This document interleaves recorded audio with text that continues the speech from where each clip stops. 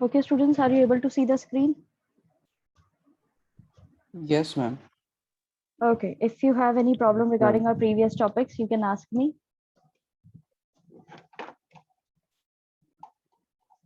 No. No, ma'am. Okay, so we started parliamentary executive in India and we completed few paragraphs of it. And so we have to continue from here. The president can be removed from office only by parliament by following the procedure for impeachment. अब जो हमारे president होते हैं, ठीक है, वो किस procedure के through हटाए जाते हैं, वो होता है impeachment का, ठीक है, वो procedure कहलाता है impeachment। और ये चीज कैसे हो सकती है, पार्लियामेंट के थ्रू हो सकती है। इसमें भी प्रॉपर एक चीज फॉलो होती है जिसमें इनको स्पेशल मेजोरिटी की जरूरत होती है और उसी के थ्रू हम उनको हटा सकते हैं। This procedure requires a special majority as explained in the last chapter. The only ground for impeachment is violation of the constitution. सिर्फ एक बेसिस पे ये चीज फॉलो अप होती है इम्पीचमेंट वाली, और वो है कि कॉन्स्टिट्यूशन को वायलेट किया हो अगर प्रेसिडेंट ने, तभी आप इम्पीचमेंट वाला प्रोसीजर फाइल कर सकते हो, ठीक है। और ये सिर्फ पार्लियामेंट के जो मेंबर्स होते हैं वही कर सकते हैं। क्लियर है? Yes, ma'am. Okay. Yes, ma'am. Okay, we have already seen that president is the formal head of the government. In this formal sense, the president has wide-ranging executive, legislative, judicial and emergency powers. जैसे कि हमने पहले भी देखा है, president जो है वो formal head होते हैं government के, और इसी sense में president जो है उनके पास में काफी बड़ी range के अंदर executive, legislative, judicial और emergency powers भी उनको मिली हुई होती है। In a parliamentary system, these powers are in the reality used by the president only on the advice of the council of ministers। जैसा कि मैंने आपको पहले भी एक्सप्लेन किया था कि पार्लियामेंट्री सिस्टम के अंदर ये पावर्स जो मिली हुई है प्रेसिडेंट को, रियलिटी के अंदर वो तभी यूज करते हैं जब उनको प्राइम मिनिस्टर या फिर जो काउंसिल ऑफ मिनिस्टर्स हैं वो एडवाइस देते हैं, तभी उनकी उस पर अपनी पावर्स को ये प्रॉपर्ली एक्सरसाइज करते हैं। The prime minister and the council of ministers have support of the majority in the Lok Sabha and they are the real executive. अब जो प्राइम मिनिस्टर और काउंसिल ऑफ मिनिस्टर्स हैं उनके पास में असल में अच्छी मेजॉरिटी होती है लोकसभा के अंदर, और इसीलिए वही लोग जो है रियल में एग्जीक्यूटिव होते हैं, यानी कि वही इम्प्लीमेंट कराते हैं चीजों को। In most of the cases, the president has to follow the advice of the council of ministers। कई सारे केसेस के अंदर प्रेसिडेंट को अपने कैबिनेट ऑफ मिनिस्टर्स जो हैं उनकी एडवाइस को ही फॉलो करना पड़ता है। क्लियर है? इस पैराग्राफ में किसी को कोई दिक्कत आई है तो आप लोग पूछ सकते हैं अभी। No, ma'am. Okay. There had discretionary powers of the president. On the basis of the above discussion, can we infer that the president has no discretionary powers under any circumstances? अब जो हमने ऊपर डिस्कस किया है उसके तहत अगर हम कुछ कंक्लूजन निकालना चाहें तो क्या ये पॉसिबल है, ये कहना, ये स्टेटमेंट देना पॉसिबल है कि इनके पास में, जो हमारे प्रेसिडेंट है उनके पास में कोई भी डिस्क्रिशनरी पावर्स नहीं है, एज इन किसी भी सर्कमस्टेंस में ये अपने हिसाब से ज्यादा बड़े डिसीजन नहीं ले सकते हैं। This will be an incorrect assessment. ये बोलना एकदम इनकरेक्ट रहेगा। Constitutionally, the president has a right to be informed of all important matters and deliberations of the council of ministers। अब constitutionally यानी कि according to the constitution, president has a right, president के पास में right है कि वो सारे ही जितने भी देश के अंदर important चीजें चल रही हैं, जो भी डिस्कशन चल रहे हैं वो उनसे डिस्कस करने हैं, उनके पास में सारी इंफॉर्मेशन होनी चाहिए। यानी कि ministers have to report about each and every fact which is happening in India, in our country, to the president. यानी प्रेसिडेंट को हमें सब कुछ इन्फॉर्म करना पड़ेगा, जो भी इंपॉर्टेंट मैटर्स और डेलिब्रेशंस चल रहे हैं। The Prime Minister is obliged to furnish all the information that the President may call for। Prime Minister जो है उनको भी सारी इंफॉर्मेशन प्रेसिडेंट को देनी पड़ती है अगर प्रेसिडेंट उनको बुला ले तो। The President often writes to the Prime Minister and expresses his views on matters confronting the country। President जो है वो अक्सर Prime Minister को लिखते हैं और अपने व्यूज देते हैं, जो भी कंट्री के अंदर चल रहा है उस पर वो अपना एक ओपिनियन जरूर देते हैं लिख करके। ठीक है, क्लियर है इस पैराग्राफ में? If you have any problem you can ask me. No, ma'am. What about others? बाकी बच्चे भी बोलेंगे। No, ma'am.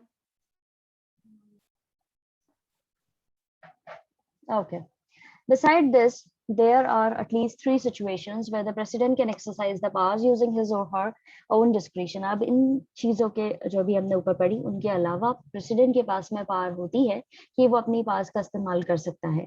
In the first place, we have already noted that president can send back the advice given by the council of ministers and ask the council to reconsider the decision. अब पहले ही चीज में वो कैसे अपनी powers का इस्तेमाल कर सकता है कि प्रेसिडेंट को एडवाइस जो दी है काउंसिल ऑफ मिनिस्टर्स ने, ठीक है, उसको वो वापस से रिवर्ट कर सकता है, वापस भेज सकता है और बोल सकता है कि इस चीज पर दोबारा से आप लोग काउंसिल जो है मिनिस्टर्स का उनको ये एडवाइस दे सकता है कि आप वापस से इस पे विचार विमर्श करें, रिकंसिडर करें अपने डिसीजन को. In doing this the president acts on his और हर ओन डिस्क्रिप्शन. इस चीज को करते हुए वो अपनी पावर का इस्तेमाल कर रहे हैं, ठीक है, अपने हिसाब से निर्णय ले रहे हैं. And the president thinks that the advice has certain flaws or legal lacunae or that it is not in the best interest of the country, the president can ask the council to reconsider the decision. अब ये जो reconsider the decision वाली जो चीज है वो किस पे बेस्ड है कि प्रेसिडेंट को जब लग रहा है कि कुछ गलतियां हैं जो एडवाइस दी है prime minister cabinet of ministers ने उनको जो एडवाइस दी है किसी भी पॉइंट पर, उनको अगर लग रहा है कि नहीं ये सही नहीं है या इसके अंदर कुछ लीगल प्रॉब्लम हो सकती है तो ये वापस से या फिर ये कंट्री के हित में नहीं है तो वो वापस इसको रिकंसिडर के लिए भेज सकते हैं. Although the council can still send back the same advice and the president would then be bound by that advice, such a request by the president to reconsider the decision would naturally carry a lot of weight. So this is one way in which the president can act in his own discretion. अब क्या हो रहा है यहाँ पे, इन्होंने suppose एक अपनी कोई मैटर है जिसके लिए इनको नहीं लगा कि ये सही एडवाइस दे रहे हैं तो उन्होंने वापस से रिकंसिडर करने के लिए वो चीज भेज दी. तो जो काउंसिल ऑफ मिनिस्टर्स है वो वापस से वही चीज को अगर है पॉसिबल तो वो वापस से वही चीज उनको बोल भेज सकते हैं, वही एडवाइस जो है उनको वापस से भेज सकते हैं और फिर जो प्रेसिडेंट है वो बाउंड हो जाएंगे कि उनको वो एडवाइस माननी ही पड़ेगी, ठीक है. और इस तरह की जो रिक्वेस्ट होती है रिकंसिडर द डिसीजन वाली, उसमें क्या होता है एक्चुअली बहुत ज्यादा वेट होता है, एज इन की वापस से बहुत सारी चीजें करनी पड़ती है कैबिनेट ऑफ मिनिस्टर्स जो है, काउंसिल ऑफ मिनिस्टर्स जो है उनको, ठीक है.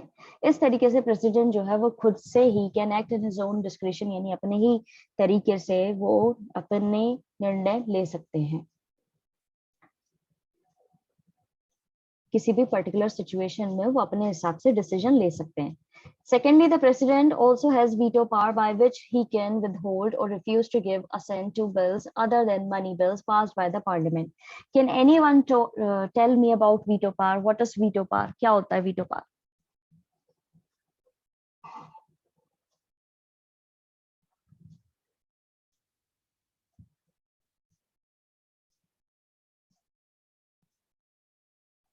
Yes, nobody?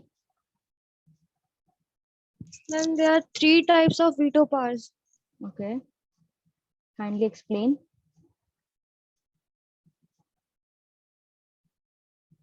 Just a minute, ma'am.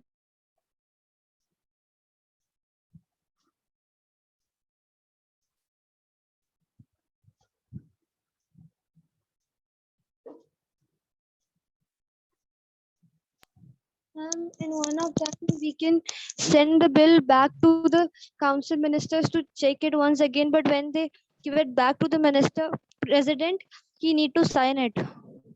Yes. So basically you explain the definition of veto power. But in previous statement, you said there are 3 types of veto power. So I want to know how many types of veto power you know. I remember about one only. The 2 I just forgot. Okay, no Sorry. problem. It's okay. So basically veto power, basically क्या होता है यहाँ पे, president जो है veto power का इस्तेमाल करते हैं और वो किसी भी जो बिल है, मनी बिल नहीं, जो दूसरे बिल होते हैं उसको वो रोक सकते हैं, रिफ्यूज कर सकते हैं या अप्रूव करने से मना कर सकते हैं. जो पार्लियामेंट के द्वारा पास किया हुआ है उसको वो रोक सकते हैं. Every bill passed by the parliament goes to the president for his assent before it becomes a law. जैसे कि हमने पहले भी पढ़ा है, हर कोई बिल जो है पार्लियामेंट के द्वारा जो पास किया हुआ होता है वो प्रेसिडेंट के पास भेजा जाता है और प्रेसिडेंट जब उस पर साइन कर देते हैं, उसे अप्रूव कर देते हैं, तभी वो कानून बनता है. The president can send the bill back to the parliament asking it to reconsider the bill.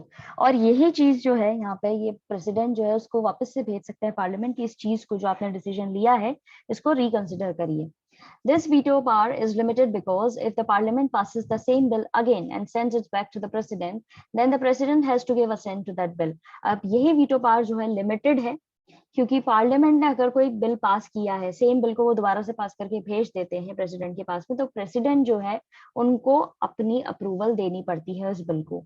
However, there is no mention in the constitution about the time limit within which the president must send back bill for reconsideration. हालांकि यहाँ पे हमारे constitution के अंदर कोई भी time limit mention नहीं है कि कितने टाइम तक प्रेसिडेंट जो है बिल को वापस से भेज सकते हैं रिकंसिडर करने के लिए. ये इंपॉर्टेंट लाइन है, सो प्लीज मार्क इट कि यहाँ पे कॉन्स्टिट्यूशन के अंदर कोई भी लाइन जो है वो टाइम पीरियड जो है वो मेंशन नहीं है. This means that the president can just keep the bill pending with him without any time limit. इससे ये मतलब है कि यहाँ पर प्रेसिडेंट जो है किसी भी बिल को पेंडिंग रख सकते हैं कोई बिना टाइम लिमिट के. ठीक है, वो जरूरी नहीं है कि वो कभी साइन करें नहीं करें, वो उन पर डिपेंड करता है. This gives the president an informal power to use the veto in a very effective manner. ये एक तरीके से प्रेसिडेंट को एक इनफॉर्मल तरीके से पावर मिली हुई है जिसमें वो वीटो का इस्तेमाल करके बहुत ही अच्छे तरीके से अपना काम करवा सकते हैं. This is sometimes referred to as pocket veto. इस चीज को हम कई बार जो है पॉकेट वीटो की तरह भी कहते हैं. ठीक है, क्लियर है? इस पैराग्राफ में अगर आपको कोई दिक्कत आई है तो आप लोग पूछ सकते हैं.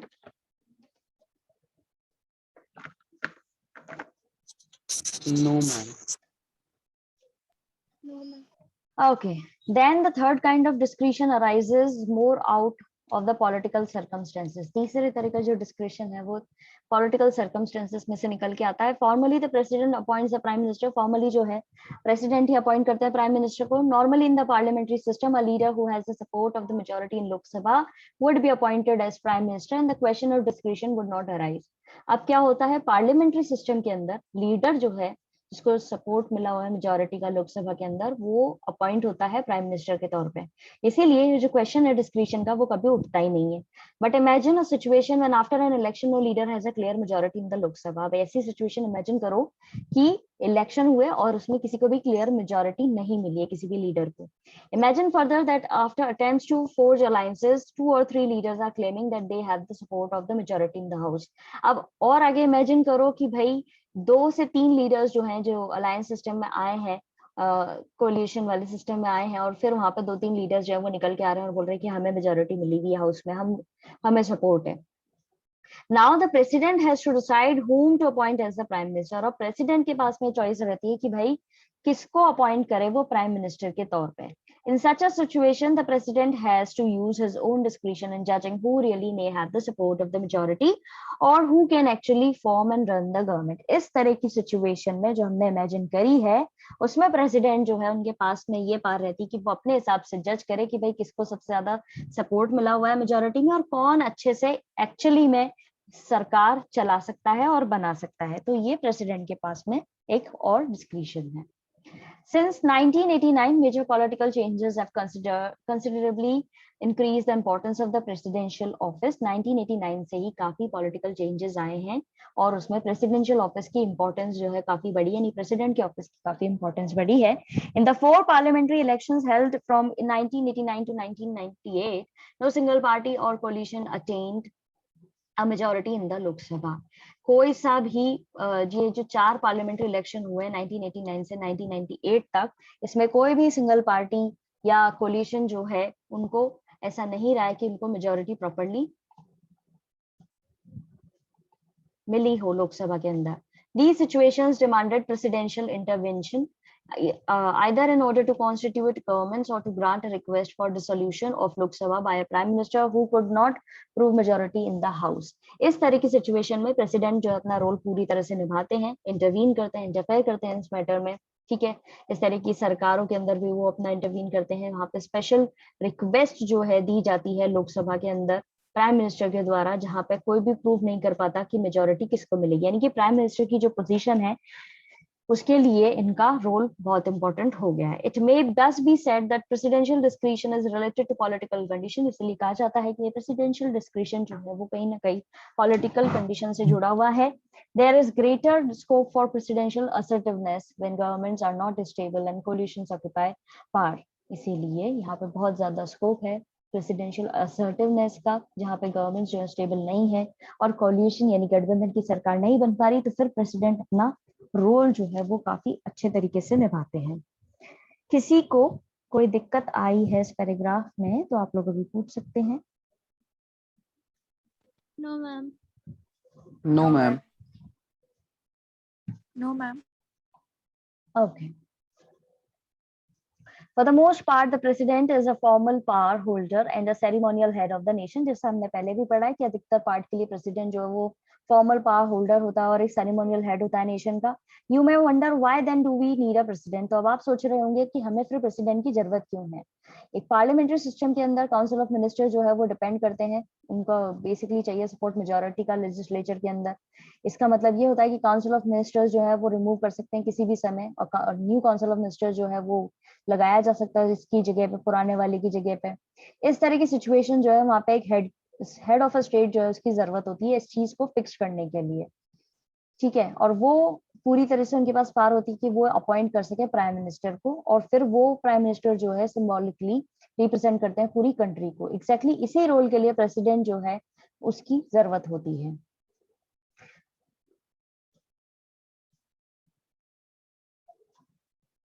For the most part, the president is the formal power holder and a ceremonial head of the nation. You may wonder why then do we need a president? In a parliamentary system, the Council of Ministers is dependent on the support of majority in the legislature. This also means that the Council of Ministers may be removed at any time and a new Council of Ministers will have to be put in place. Such a situation requires a head of the state who has a fixed term, who may be empowered to appoint prime minister and who may symbolically represent the entire country. इस तरह की जो situation आ जाती है वहां पे head of state की जरूरत होती है जिसका एक फिक्स टर्म होता है, यानी कि वो प्रॉपरली उतने समय तक आप सर्व करेगा ही उस पोजीशन पे. तो वो क्या करते हैं, अपॉइंट करते हैं प्राइम मिनिस्टर को जो आगे जाके कंट्री को रिप्रेजेंट करता है. This is exactly the role of the president in ordinary circumstances. यही एग्जैक्टली रोल होता है प्रेसिडेंट का आम सर्कमस्टेंसेस में, आम सिचुएशंस में. Besides, when no party has a clear majority, the president has the additional responsibility of making a choice and appointing the prime minister to run the government of the country. इसके अलावा जब कोई party को clear majority नहीं मिलती तो president जो है अपनी एडिशनल रिस्पॉन्सिबिलिटी निभाते हुए एक चॉइस, अपनी चॉइस के हिसाब से अपॉइंट करते हैं प्राइम मिनिस्टर को जो आगे जाके देश की सरकार को चलाता है. समझ में आया? किसी को कोई दिक्कत? No, ma'am. No, can you explain the last few lines again? Besides, when no party has a clear majority, the president has the additional responsibility of making a choice and appointing the prime minister to run the government of the country. जब किसी party को भी बहुमत हासिल नहीं होती है तो फिर वहां पे क्लियर मेजोरिटी, जब बहुमत ही हासिल नहीं हो रही है यानी मेजोरिटी नहीं मिल रही है, तो प्रेसिडेंट जो है इंटरफेयर करते हैं उस मैटर के अंदर और अपनी चॉइस के हिसाब से अपॉइंट करते हैं प्राइम मिनिस्टर जो देश की सरकार चला सके.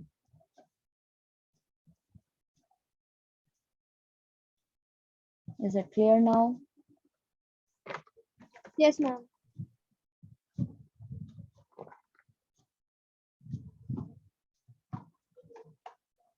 Okay.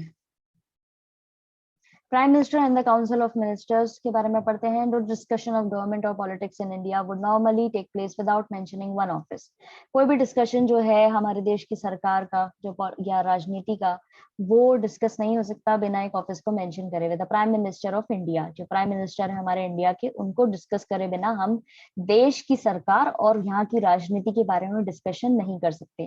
Can you imagine why this is so? क्या आप इमेजिन कर सकते हो कि ऐसा क्यों है? We have already seen earlier in this chapter that the president exercises his powers only on the advice of council of ministers. हमने देखा है इस चैप्टर के अंदर कि प्रेसिडेंट अपनी पावर्स का इस्तेमाल सिर्फ मिनिस्टर्स जो है उनकी एडवाइस पे करते हैं. The council of minister is headed by the prime minister, और यही काउंसिल जो है ये प्राइम मिनिस्टर लेके चलते हैं, हेड करते हैं. या लीड करते हैं। Therefore, as head of the Council of Ministers, the Prime Minister becomes the most important functionary of the government in our country. और इसीलिए यहाँ पे काउंसिल ऑफ मिनिस्टर्स के हेड के तौर पे प्राइम मिनिस्टर जो है सबसे इम्पोर्टेंट फंक्शनरी के तौर पे देखे जाते हैं हमारे देश की सरकार जो है उसके, ठीक है, यानी कि इम्पोर्टेंट पर्सन है, क्योंकि इन्हीं की एडवाइस, इन्हीं की समझाइश और ये काउंसिल ऑफ मिनिस्टर्स जो लेके चल रहे हैं उसी के इस पर हमारा देश की सरकार चल रही है। इस पैराग्राफ में अगर आपको कुछ समझ में नहीं आया है, you can ask me. Okay. In the parliamentary form of executive, it is essential that the prime minister has the support of the majority in the Lok Sabha. Parliamentary form of government जो है उसमें executive जो है वो एक important role की तरह काम करता है प्राइम मिनिस्टर के लिए, क्योंकि वहां पे उनको मेजोरिटी मिली होती है पहली बात तो लोकसभा में, और वहीं के हेड को हम प्राइम मिनिस्टर बनाते हैं नॉर्मली, ठीक है। This support by the majority also makes the prime minister very powerful. अब यही जो बहुमत मिली हुई होती है इससे प्राइम मिनिस्टर बहुत ज्यादा पावरफुल हो जाते हैं, क्योंकि इनको बहुमत मिली हुई है तो सब इनके पक्ष में ही है, तो ऑब्वियसली बात है इनकी बात मानेंगे तो ये पावरफुल होंगे। The moment the support of the majority is lost, the prime minister loses the office. और जब ये मेजोरिटी चली जाती है तो इनको अपने ऑफिस से भी हाथ धोना पड़ता है। For many years after independence the Congress party had the majority in the Lok Sabha and it's leader would become the prime minister. जब हमारा देश आजाद हुआ था तो कई सालों तक कांग्रेस पार्टी जो है उनको बहुत बहुमत मिलती आ रही थी लोकसभा इलेक्शन में, और इसीलिए उनके लीडर जो है प्राइम मिनिस्टर बनते हुए आ रहे थे। Since 1989, there have been many occasions when no party had majority in Lok Sabha. 1989 के बाद में ऐसे भी कई occasions आए हैं जब किसी भी पार्टी को बहुमत नहीं मिली लोकसभा में।